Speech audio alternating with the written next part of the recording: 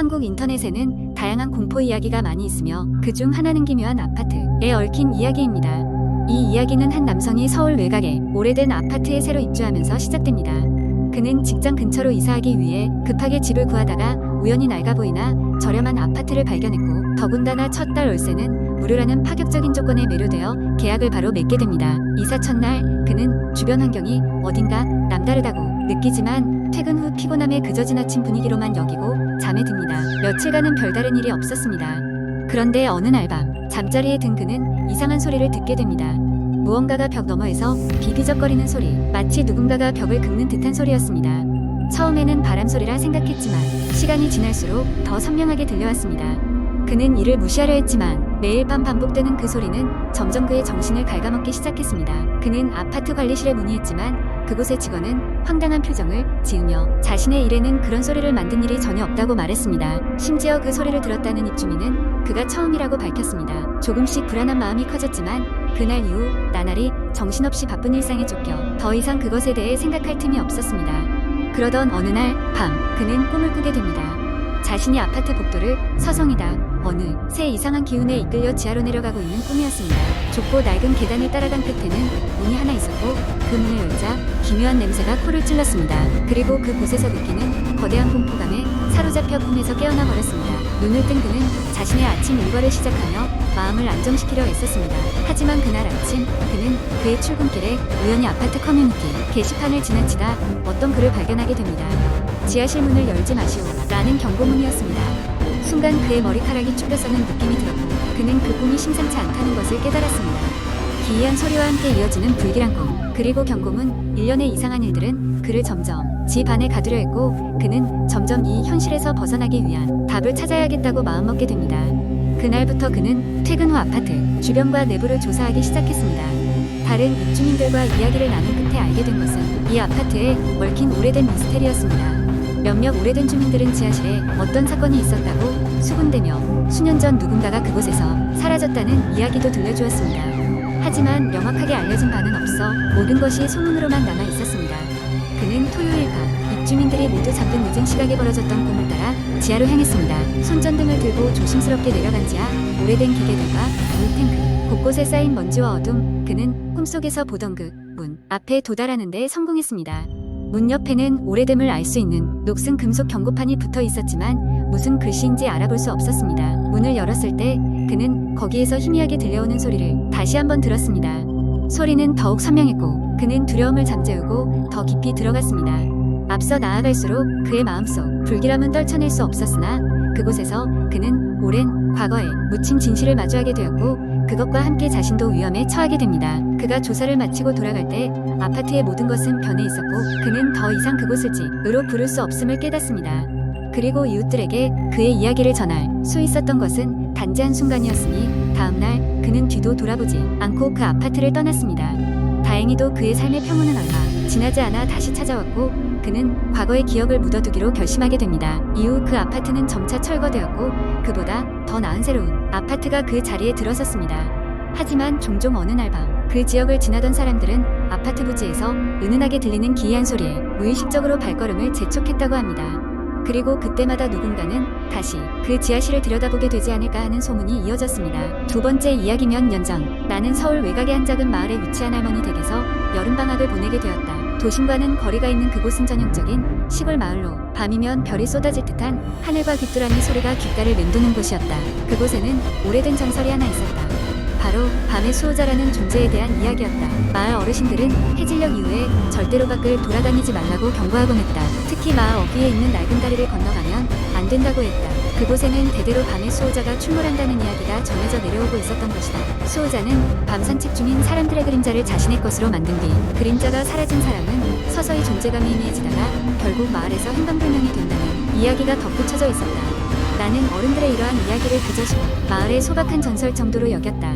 8월의 어느 밤 할머니 댁에서 지내던 나는 어린 사촌동생과 함께 용기를 내어 그들이 말하던 낡은 다리를 건너가 보기로 했다. 다리로 가는 길은 울창한 나무들로 둘러싸여 있었고 횃불을 들고도 앞을 볼 수 없을 정도로 짙은 어둠이 깔려 있었다.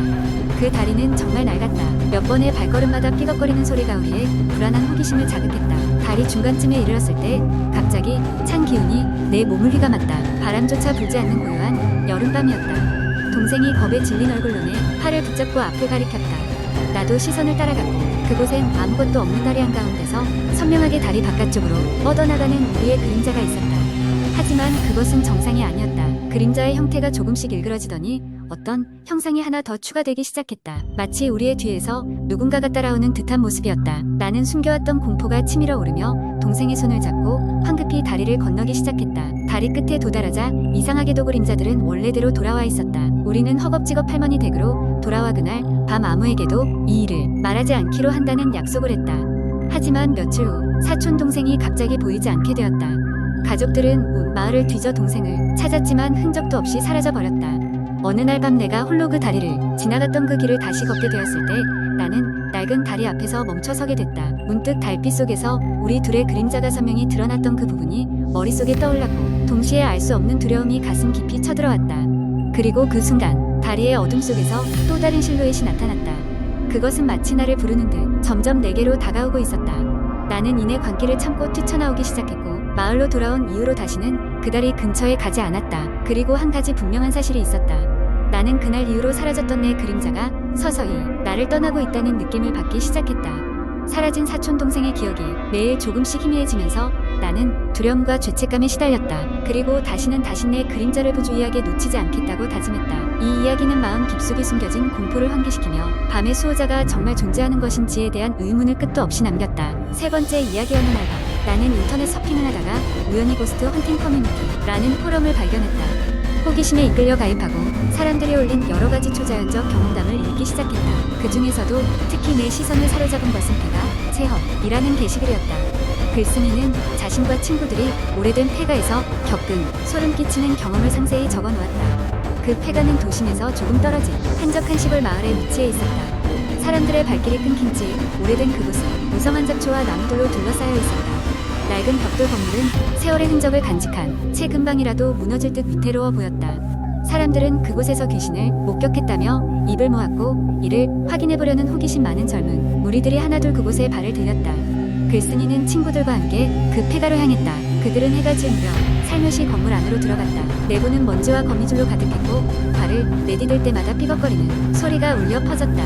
그 폐가의 특정한 방에는 빨간 페인트로 그려진 이상한 기호와 문양들이 벽마다 드문드문 새겨져 있었다. 그들은 무언가 부적 같은 느낌을 받았지만 그저 장난스러운 낙서일 뿐이라고 생각했다. 그날 밤 그들은 건물 한 곳곳을 조사하며 사진과 동영상을 찍었다. 처음에는 아무 일도 일어나지 않은 듯 보였다. 그러나 시간이 지나자 그들은 특정한 방에서 이상한 온도 변화를 느끼기 시작했다. 갑자기 얼음장같이 차가운 공기가 그들을 감쌌고 누군가가 귓가에 속삭이는 듯한 소리가 들려왔다. 놀란 그들은 소리가 들린 쪽으로 손전등을 비추었지만 그곳에는 아무것도 없었다. 그중 용감한 한 친구가 웃으며 소리쳤다. 여기 귀신이 있다면 우리에게 모습을 보여줘. 우리가 여기 있다는 걸 알려줘. 그 순간 갑자기 손전등이 꺼졌다. 주변은 순식간에 칠흑 같은 어둠에 휩싸였고 그들은 당황했다. 곧이어 발밑에서 바삭바삭거리는 소리가 들려왔다. 마치 누군가가 종이와 같은 걸 짓밟는 소리였다. 글쓴이는 기분이 나빠져 친구들에게 이곳을 빨리 떠나자고 설득했다. 하지만 다른 친구들은 다른 방에도 가고 싶다며 좀 더 머무르기로 결정했다. 그들은 두 그룹으로 나누어 다른 방으로 향했다. 몇 분 뒤 갑자기 비명이 울려 퍼졌다. 글쓴이는 당황하여 친구들을 향해 달려갔다. 다른 쪽 방에 있던 친구가 비명을 지른 것은 낡은 거울 속에서 이상한 형체를 보았기 때문이었다. 사방이 어두운 가운데 창문도 없는 방인데 거울 속에는 확실히 낯선 그림자가 비치고 있었다. 그 형체는 서서히 움직이며 불길한 기운을 뿜었다. 모두가 얼어붙은 듯 지켜보고 있을 때 거울 속 형체가 자신의 손을 뻗는 듯한 모습을 보이더니 아니 갑자기 쾅하고 울리며 진동이 사방으로 퍼졌다.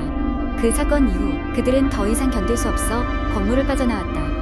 급하게 차에 올라타고 폐가에서 멀어졌다. 놀란 마음을 진정시키며 그들은 자신들이 경험한 일들을 서로 확인했다. 그러나 그중 한 명은 차 안에서도 계속 자신의 귓가에서 속삭임이 들린다며 불안해했다. 집으로 돌아왔지만 사건은 끝나지 않은 듯했다. 그들은 찍은 사진과 동영상을 차근차근 확인해보기 시작했다. 대부분의 사진들은 핀이 맞지 않았고 이상하게도 누군가의 그림자가 겹쳐 있는 것처럼 보였다. 동영상에서는 명료하지 않은 음성들이 계속해서 들려왔다.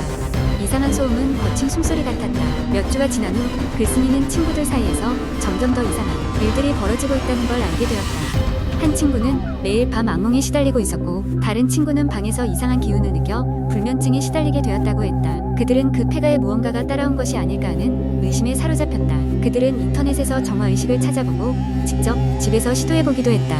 그러나 기이한 현상들은 좀처럼 사라지지 않았다. 그들은 자신들이 찾은 정보를 가지고 다시 고스트 헌팅 포럼에 글을 올렸고 다양한 조언을 받기 시작했다. 여러 제안 중에서 한 전문가는 그들이 경험한 것이 단순한 장난이 아닌 더 심각한 문제일 수 있다며 전문가의 도움을 받으라고 경고했다. 시간이 지나도 사라지지 않는 공포와 불안은 그들 모두의 일상을 좀먹기 시작했다. 글쓴이는 이 경험담을 통해 자기가 겪은 일이 단순한 호기심으로 시작된 것이었지만 그 끝은 그렇지 않을 수 있다는 것을 경고하고 싶었다.